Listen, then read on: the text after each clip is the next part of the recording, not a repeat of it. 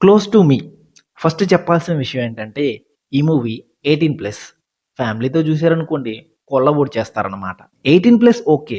ఇంతకు మించి better story, better screen play ఏమన్నా ఈ సినిమాలో ఉందారా అంటే ఈ సినిమాలో పెద్దగా అంత ఇంట్రెస్టింగ్‌గా ఏమి లేవనుకోండి. ఆ యొక్క దెబ్బ సీన్‌ల కోసం మాత్రమే ఈ సినిమాని మనం చూడొచ్చు. ఇక మనం ఈ సినిమా యొక్క స్టోరీ గురించి మాట్లాడుకుంటే, ఈ సినిమా లాక్‌డౌన్‌లో నడుస్తూ ఉంటుంది. సో, అందరికి కోవిడ్-19 వచ్చేసి ఉంటదనమాట. ఎవరు బయటికి వెళ్ళలేరు. సో, అప్పుడు ఇద్దరు కపుల్స్‌ని చూపిస్తారు. ఒకళ్ళు లూకా, ఇంకొకళ్ళు సారా. వీళ్ళిద్దరూ కలిసి ఒక అపార్ట్‌మెంట్‌లో ఉంటారు. సారా ఒక డాక్టర్.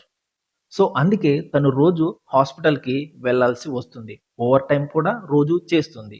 లూకా ఒక టీచర్. సో, ఇంటికాడ ఉండి ఆన్‌లైన్ క్లాసులు తీసుకుంటూ ఉంటాడు. అండ్ అలాగే తన పీహెచ్‌డీ కోసం థీసిస్ రాయాలి అనుకుంటాడు. సో, ఇలా జరుగుతున్న క్రమంలో వాళ్ళ ఇంటెదురుగా అమెండా అనే ఒక నైబర్ దిగుతారు. వచ్చిందండి వయ్యారి. ఇక మీకు తెలిసిన విషయమే కదా! ఏం జరిగిద్ది ఏంటనేది. సారా పొద్దున్నే హాస్పిటల్‌కి వెళ్ళిపోద్ది. మన లోకాగాడు ఇంటికాడే ఉండి క్లాసులు తీసుకుంటూ ఉంటాడు స్టూడెంట్స్‌కి. ఆ తర్వాత అమాండాతో మెల్లమెల్లగా పరిచయం పెరుగుతుంది. ఆ పరిచయం కాస్త సో, వీళ్ళిద్దరి విషయం సారాకి తెలిసిందా లేదా? ఆ తర్వాత ఏం జరిగింది? అసలు అమాండా ఎవరు? తనేదన్నా ప్లాన్ చేసిందా? అనేది మిగతా కథనమాట. సినిమా అయితే నార్మల్‌గే ఉంది. అంత ఇంట్రెస్టింగ్‌గా ఏం లేదు. మనం చాలా చూసిన సినిమాలు ఇలాంటివి చాలా చూసాం మనం. పెద్దగా గుర్తుంచుకోవడానికి అంత మంచి సీన్‌లు గాని, డైలాగులు గాని ఏం లేవు. వాడేదో ఫిలాసఫీ టీచర్ అంటాడు. ఆడు రాసే బొంగులో ఫిలాసఫీ ఏందో అర్థం కాదు.